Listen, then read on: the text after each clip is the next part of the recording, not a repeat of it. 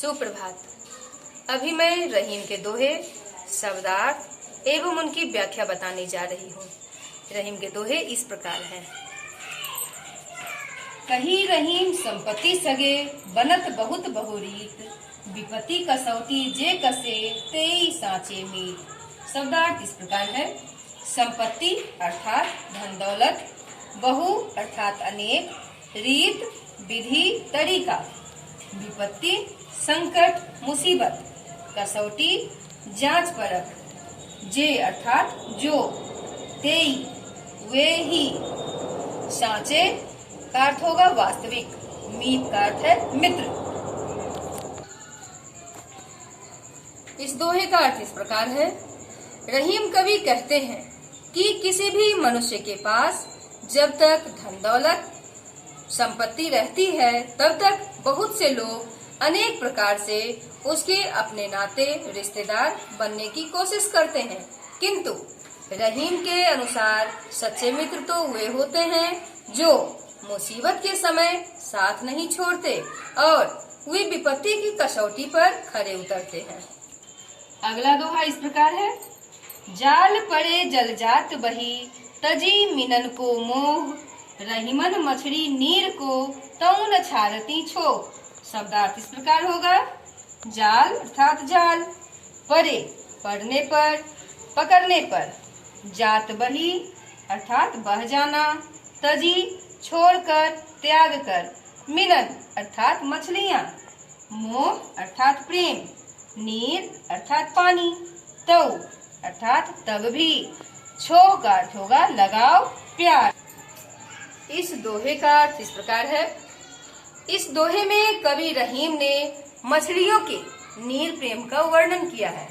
उन्होंने बताया कि सागर, नदी या तालाब में मछलियां पकड़ने के लिए जाल डाला जाता है तो जाल में से पानी बह जाता है और उस जाल को मछलियों से कोई मोह नहीं रह जाता और मछलियां जाल में फंस जाती हैं। ऐसी स्थिति में भी मछलियां पानी से अपना मोह या प्रेम नहीं त्याग पाती और वे पानी के अभाव में तड़प तड़प कर अपने प्राण त्याग देती हैं। अगला दोहा इस प्रकार। तरुवर फल नहीं खात है, शरवर पियत न पान, कहीं रहीम पर काज हित, संपत्ति सचही सुजान।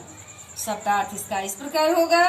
तरुवर पेड़ वृक्ष, खात खाना, शरवर सरोवर तालाब, पियत पीना, पान अर्थात पानी, परकाज दूसरों का काम, प्रयोजन हित भलाई, सचही संचित करना, सुजान भले लोग। इस दोहे का अर्थ इस प्रकार होगा। इस दोहे में कवि ने प्रकृति के परोपकारी स्वभाव का वर्णन किया है। प्रकृति के अंग वृक्ष अपना फल स्वयं नहीं खाते और तालाब कभी भी अपना पानी स्वयं नहीं पीते। पेड़ अपना फल और तालाब अपना पानी दूसरों के लिए धारण करते हैं। उसी प्रकार सज्जन व्यक्ति भी अपनी संपत्ति का संचय दूसरों की भलाई के लिए ही करते हैं। अगला दोहा इस प्रकार। थोथे बादल क्वार के, ज्यों रहीम घहरात, धनी पुरुष निर्धन भय, करे पाछली बात। शब्दार्थ इस प्रकार है। थोथे बादल अर्थात जलविहीन बादल, क्वार आश्विन मास, घहरात बादलों का गरजना, निर्धन धनहीन गरीब, भय होने पर, पाछली पिछली। इस दोहे का अर्थ इस प्रकार है। इस दोहे में कवि रहीम ने धनी लोगों के निर्धन होने पर भी गर्वीली बातें करने पर प्रकाश डालते हुए कहते हैं कि कुछ धनी लोग संपन्न रहते हुए जिन बातों आदतों के आदी होते हैं वे संपन्नता चले जाने पर भी उन आदतों को छोड़ नहीं पाते और अपने उन दिनों का बड़प्पन ठीक उसी प्रकार करते हैं जैसे आश्विन मास के जलहीन बादल गरजते तो हैं परंतु बरसते नहीं। अगला दोहा इस प्रकार। धरती की सी रीत है, शीत घाम और मेघ, जैसी परे सो सही रहे, त्यों रहीम यह दे। शब्दार्थ इस प्रकार: शी तरह, रीत तरीका, रिवाज।